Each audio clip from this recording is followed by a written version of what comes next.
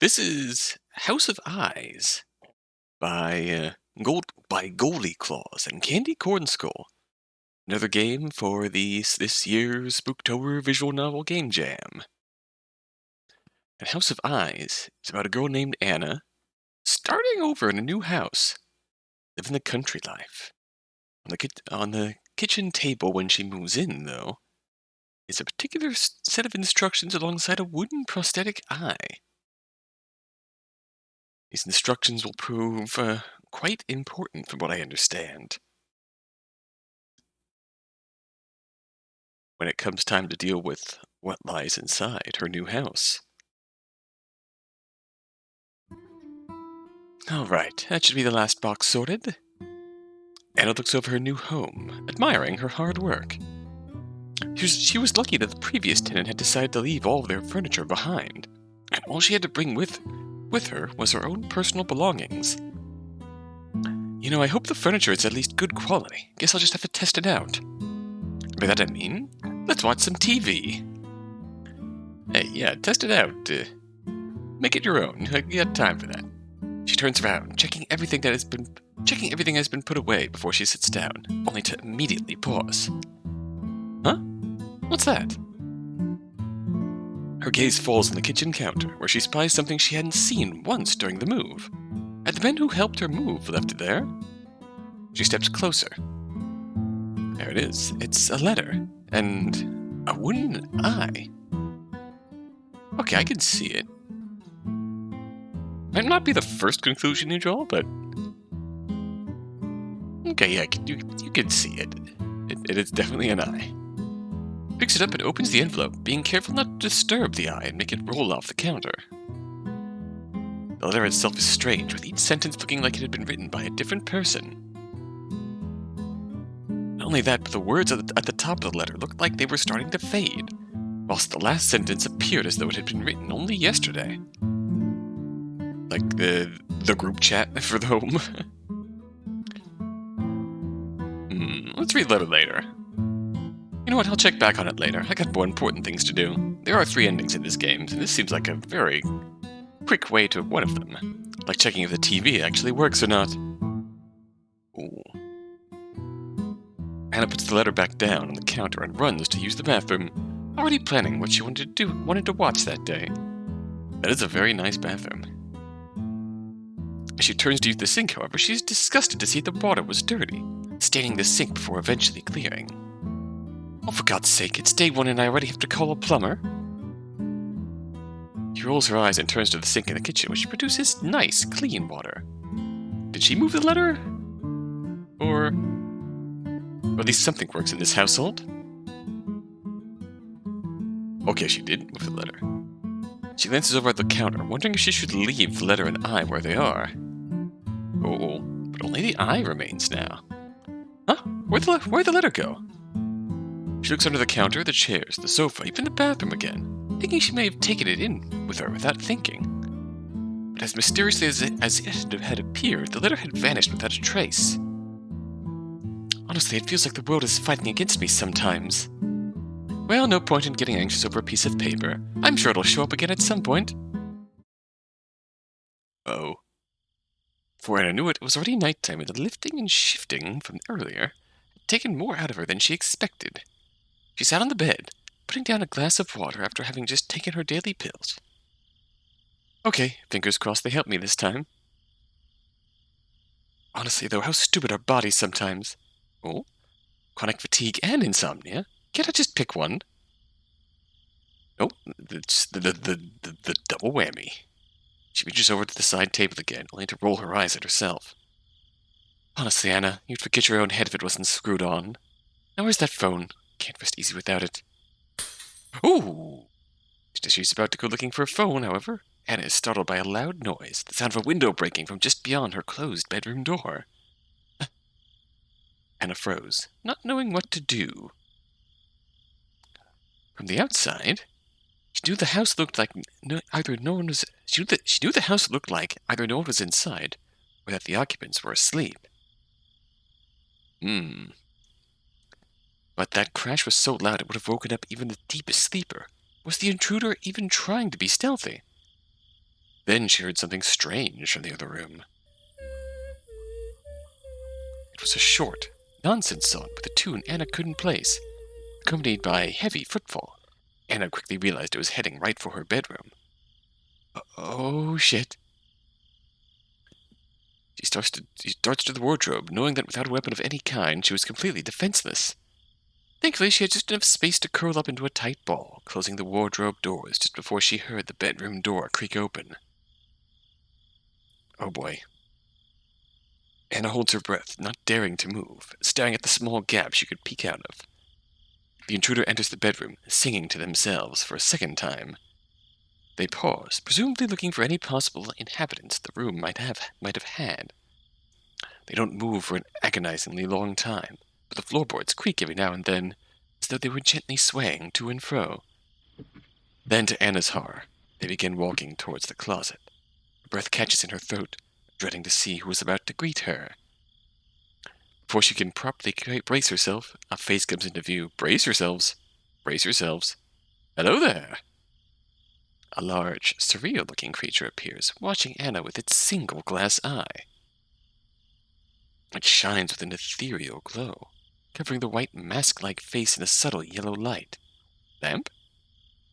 Just barely past the monster's head, Anna sees long arms that appear to bend at an awkward angle, tipped with long, sharp claws. The claws twitch slightly now that the two are face to face.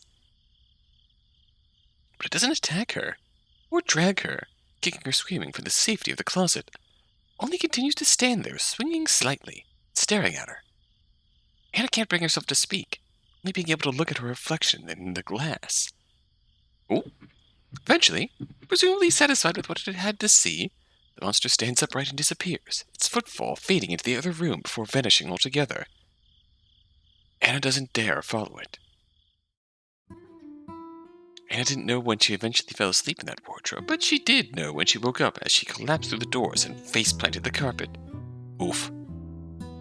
Jesus Christ, ow! Slowly she stands up, wincing at how her body aches after being stuck in such a small space for most of the night. She looks around the room, which, with the sunlight streaming in, appeared far more comforting and normal than it did the night before. Okay, time to assess the damage. Despite the distinct sound of breaking glass from last night, all the windows were untouched. She studied them carefully, looking for even the smallest hint of damage, but there was none. God, don't tell me I was hearing things as well. She sits down on the sofa, staring at her reflection in the TV. Then she turns around to look at the counter. She thought back to the letter and how it had suddenly disappeared. How, where she sits, that wooden eye stares back at her in the same way that the monster's glass eye had when they first met face to face. She stands up, realizing now the true importance of the eye and thanking herself repeatedly for not throwing it away yesterday. Maybe, unlike what a typical horror movie would tell you, this creature was nice. All it may want was a place to stay, somewhere to eat and rest its head. It just so happened Anna was the unfortunate one who had to accommodate it for now. And even if the creature had other plans, maybe if she played along and didn't do anything to intentionally anger it, she'd be able to survive until a new place to live became available. Okay, well, I better start somewhere. Better safe than sorry, I guess. I feel like one of the windows should be left open so we can get in and out at once. Must have been why the window smashed last night, but which one? Oh, wow. Let's open the kitchen window. I hope that's right. Oh, is this instructions? Is this... Does the letter give us the instructions that we need to follow here? Oh, not reading the letter isn't a dead end. It's just reading the letter gives you the answers here.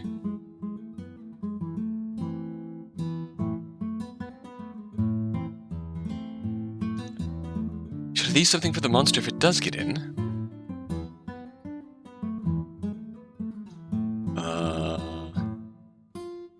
Pour a glass of water. That should be good enough. Maybe then it won't try to eat me. I hope. Alright, anything else? Well, clearly, it wants to watch a sitcom. If that doesn't keep me awake during the night. She takes a deep breath. Okay, starts, half talking to herself and half to the eye itself. I hope this is all good enough for you. You seem to like your eyes, I think. This one can stay here. I won't touch it unless you want me to. Just, shout if you need anything. To her relief, no voice or song answers her. Only the gentle rustle of leaves and subtle howl of the wind from outside. With Anna having no idea if what she'd done was correct or not, she'd make sure to lock the bedroom door and buy a wooden bat for protection, which she kept safe under her bed. That way, if someone were to break in, she'd hopefully be able to protect herself against any intruders. She sat on the bed, not bothering to dress into her pajamas, watching the door intently. Does this thing even have a specific time when it wants to show up? She thought, looking over at the clock. Compared to last night, the monster was nearly 2 hours late. I swear to God if my new meds are making me hallucinate all this shit. A soft thump interrupts her, and she leaps up from the bed in shock. As quickly and quietly as she can, she reached under her bed and grabbed the bat, holding it tightly with both hands. Yet, she pauses when she hears that distinctive short melody under the loud drone of the TV. The thump in the kitchen instead of breaking glass, so did we get the right window? Slowly, she lets herself relax, knowing very well who that was. She doesn't have to look to tell the monster is at her door, singing to her. Was it trying to soothe her? Put her at ease? That's oddly touching if that's actually the case. Its own odd way, it did work as Anna slowly let go of the bat. Better you than an actual burglar, I guess. Hey, maybe it's a good thing. Maybe it can keep burglars away. She returns to the bed and lays her head on the pillow, listening to the monster for a few moments longer. She can hear it walking around the house, guessing what it was doing with each creak and tap against the floor.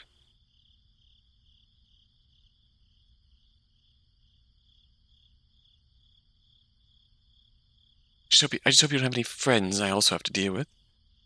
There's only so many nighttime frights I can deal with here.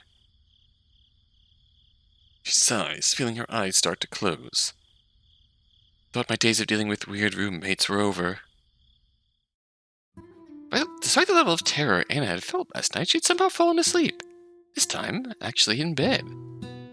Eventually, she was able to drag herself out of the kitchen, slowly walking back into the kitchen.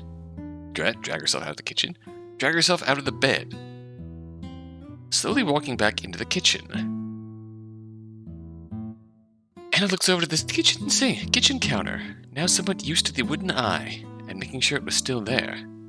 As always, it hadn't moved, simply staring off into nothing like it always did. You know, in any other instance, I'd get rid of you. With the way life's going right now, I don't think I'll take my chances.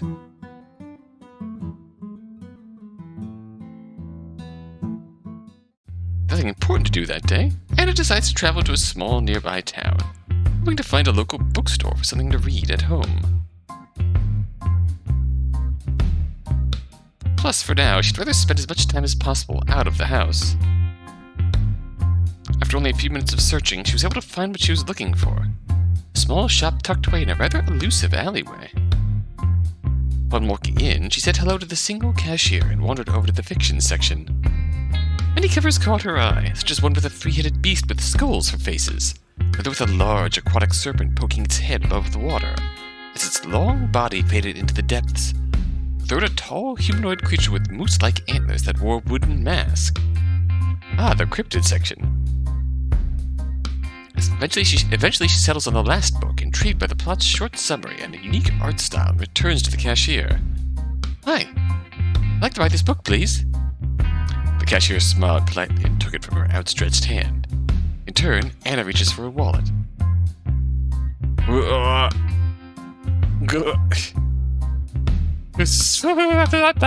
That fucker.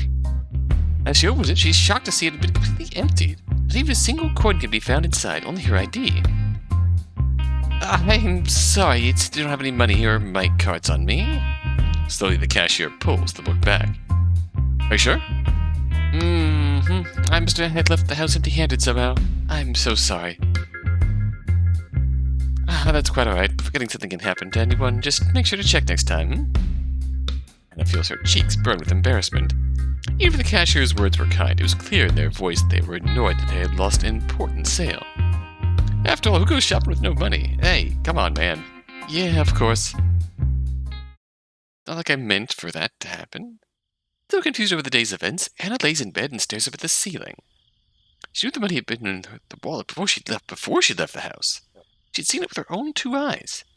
And the streets had been empty, so it wasn't like someone had brushed past her, slipped a hand in and taken the money. As if that would even be possible without an incredible amount of skill. Suddenly her thoughts are interrupted by a sharp knock at her bedroom door. She freezes, staring at the gap under the door. The faint thump of something being placed on the floor, followed by that all too familiar hum. When she refuses to move for a lengthy period of time, the shadow returns.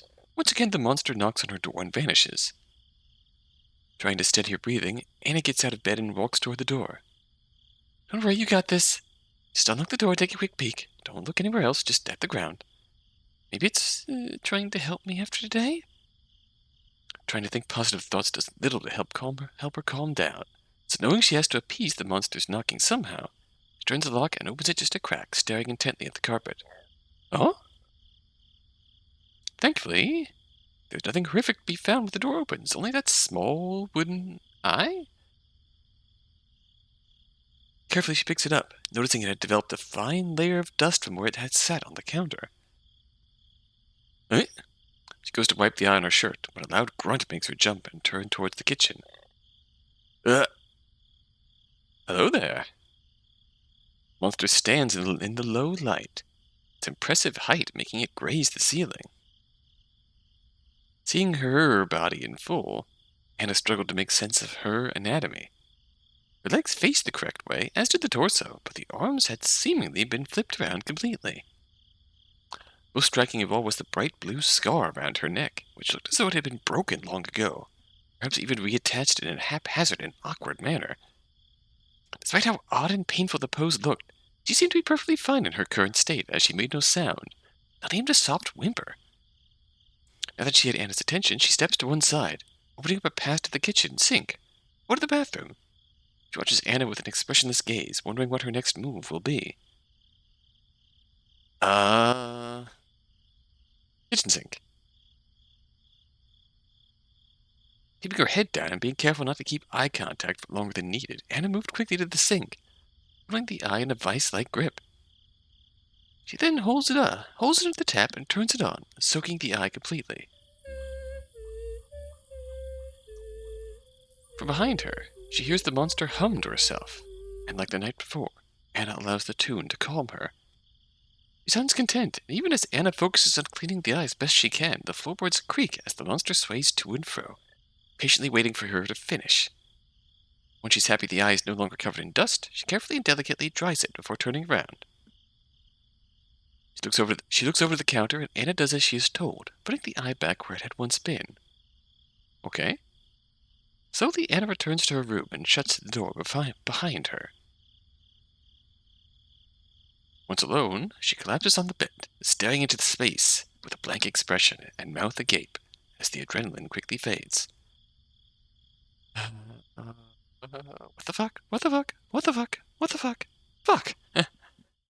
Mood. Good ending, professional opticians. Alright, we made a friend. Hell yeah. I dig it. That's unexpectedly charming.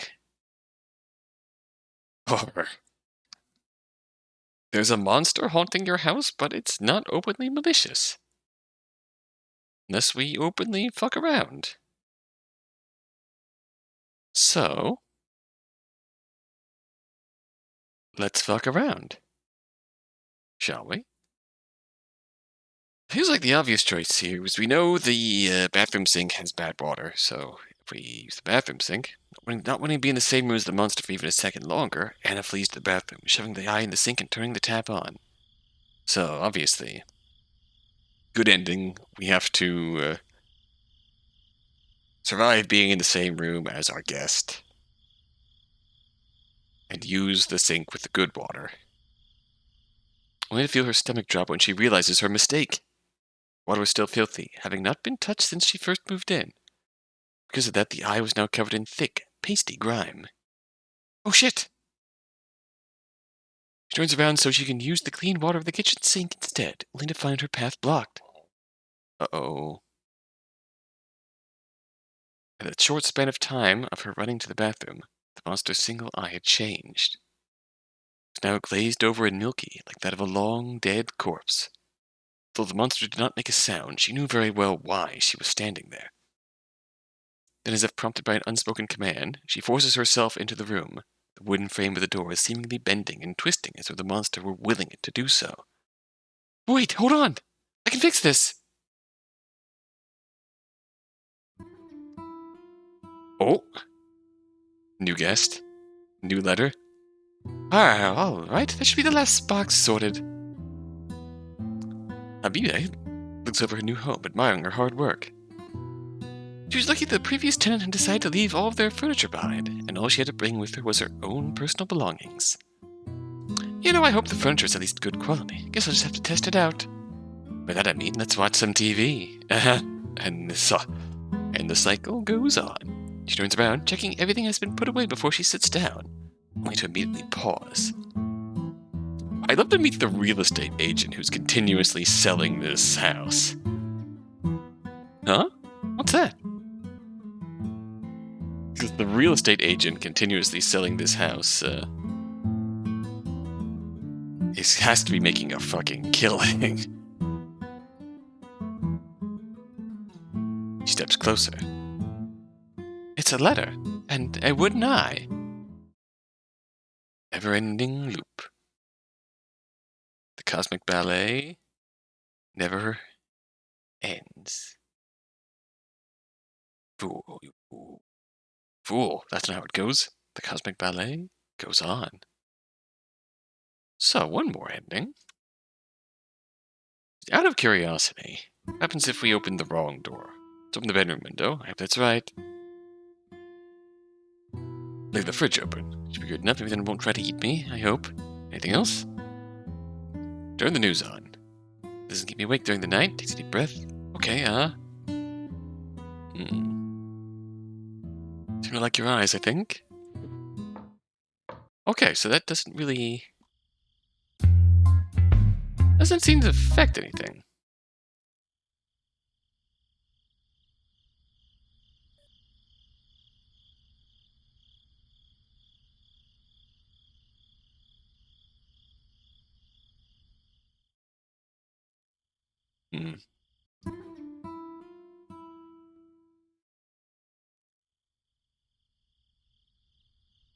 Locked bedroom door, but we left the bedroom window open. That was the choice we picked here.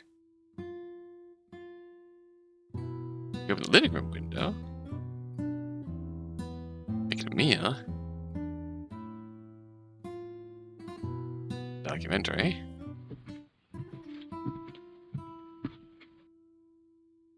Oh, whoa, wait, hold up. Oh.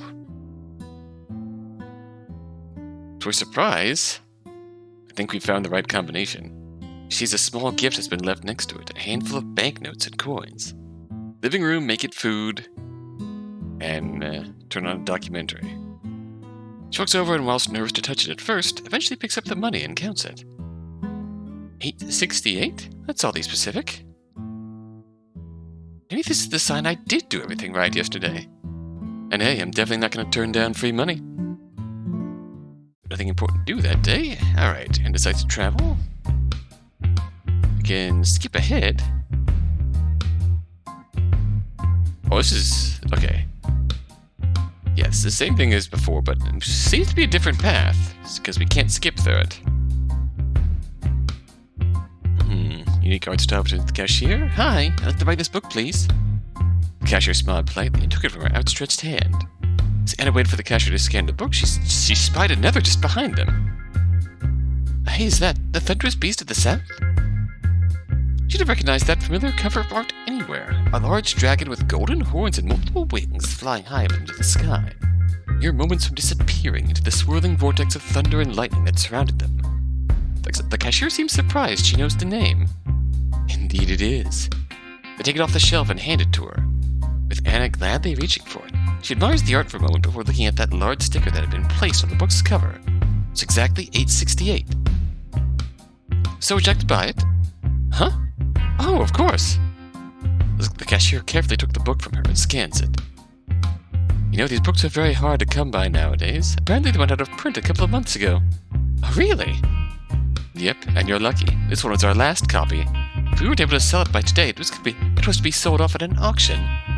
Wow, I guess they had perfect timing. Well, it's friendly. Not being able to sleep, Anna stares up at the ceiling, hoping that this time her insomnia won't have peaked to an intense degree.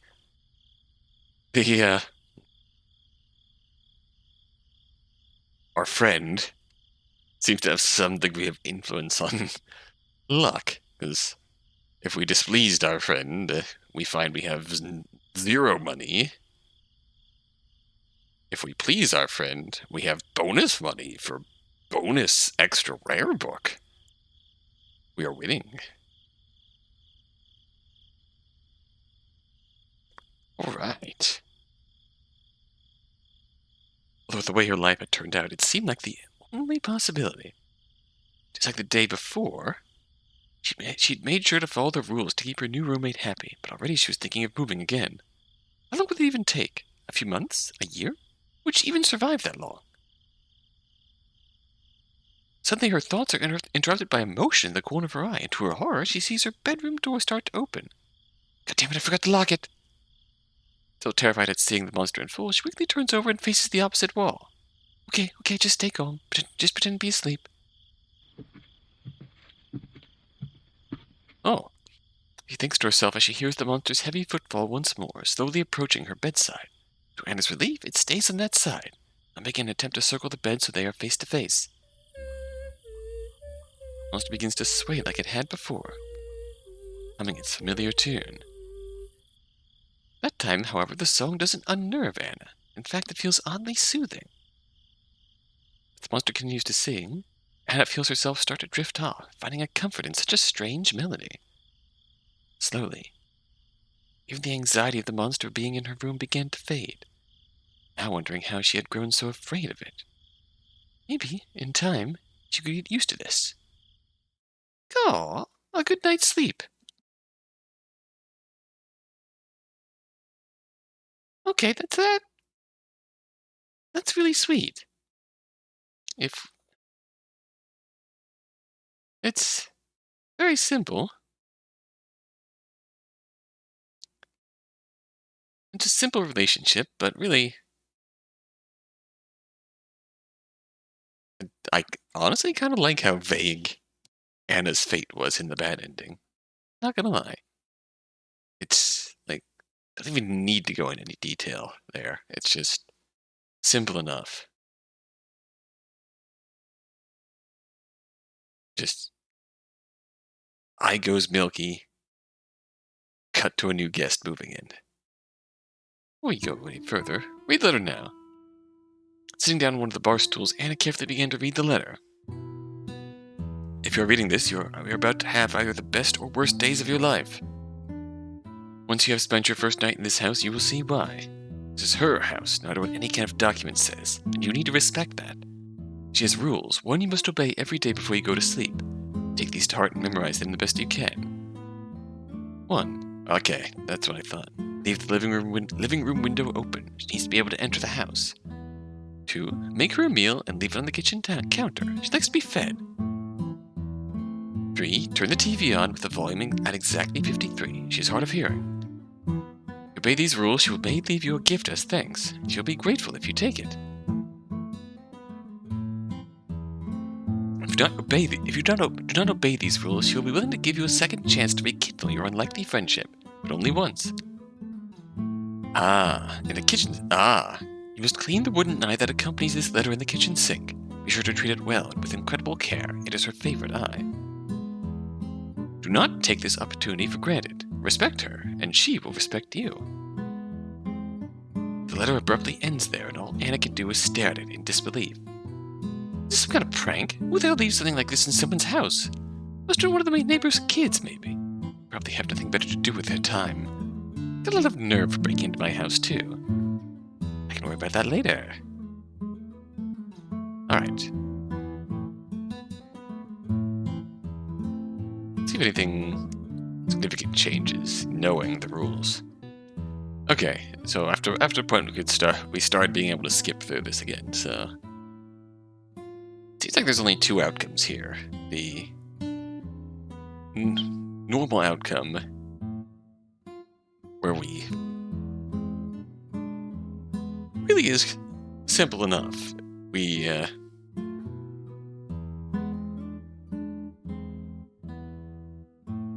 obey her rules, or we fail to appease her rules first night, or night 2, and she takes all of our money, and then gives us the second chance. Well, I suppose I'm a little disappointed that it wasn't just that the whole eyeball incident wasn't just a please, can you help me out here? I can't use sinks because my arms are backwards, so please do me a solid and clean my eye off, please. But fair enough, it's part of her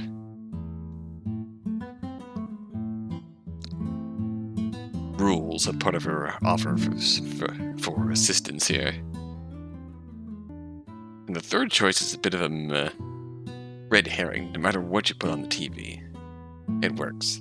Because it's a clever twist not knowing what the letter says. Because the letter says specifically, just turn the TV on and leave the volume at 53.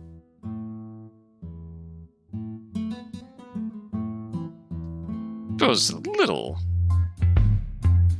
surprising that reading the book doesn't change reading the letter doesn't change any of the dialogue in terms of figuring out what to do, and time crunch, but still. But the monster, it's her house.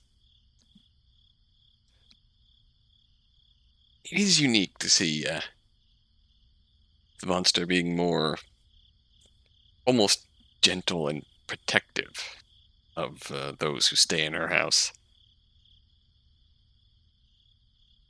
As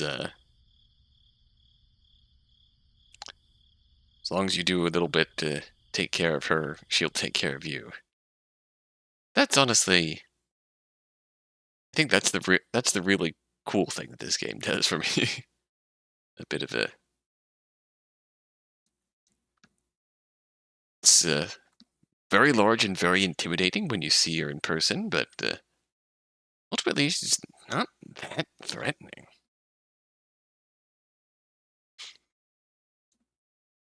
Even if the letter didn't have a fail to obey her rules and fail her second chance with her eye, then you're screwed. But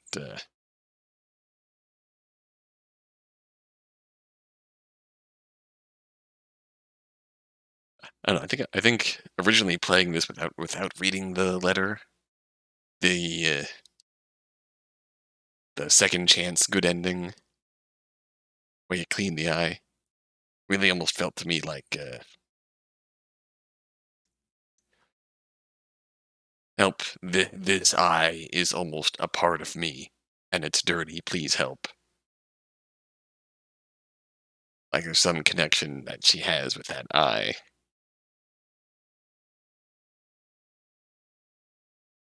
And cleaning it almost helps appease her further.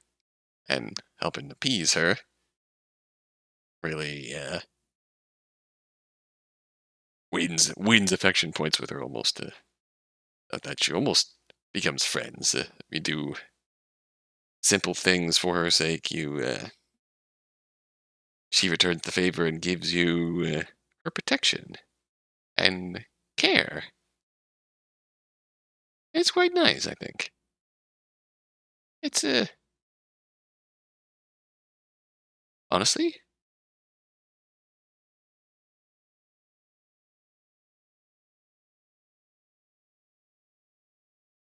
quite nice how that came together. I like that.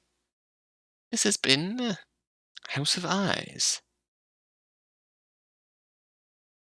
We've only seen one eye, but this is the House of Eyes. We've only seen one eye, but the mistress of the house presumably has many. Quite many. It is her house, and we are just staying in it. Perhaps she's also the real estate agent who's making a killing off of selling that house whenever someone moves out because doesn't feel like being roommates with her anymore, or whenever someone moves in and doesn't do right by her and gets spirited away. The makes a killing in real estate commission for this. I don't know. I don't know why I'm harping on that point, but I just really can make a killing. It's got to be something there. But that's charming. Be difficult to explain your new landlady to any friends that Anna might have over. I suppose she won't be having many people sleeping over there while she's living here. Which, fair. I'm not sure how the landlady feels about guests. Hey, as long as Anna's on good terms with her, maybe she'll be alright with that. Maybe guests of Anna's house are extended her protection and support. Don't know. She's not openly malicious unless you give her reason to be. And that's really cool, I think. So, I am done pointlessly rambling. I enjoyed this one. On the shorter side, but still, I really like the premise. It doesn't need to go further than that. It's simple, and it works well. I enjoyed that. Hope you did too. Thanks for watching. Until next time, until then.